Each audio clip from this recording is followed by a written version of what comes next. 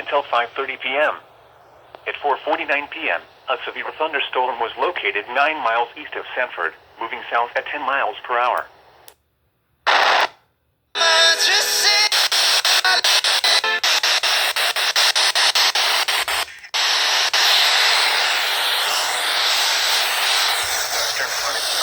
Southeastern regionally until 5:30 p.m.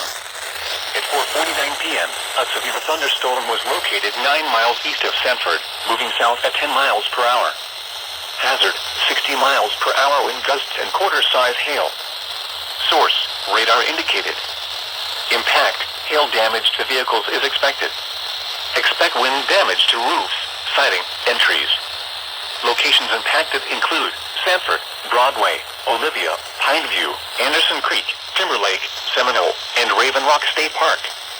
For your protection, move to an interior room on the lowest floor of a building. Repeating, a severe thunderstorm warning has been issued until 5:30 p.m. for the following counties in North Carolina, Harnett and Lee.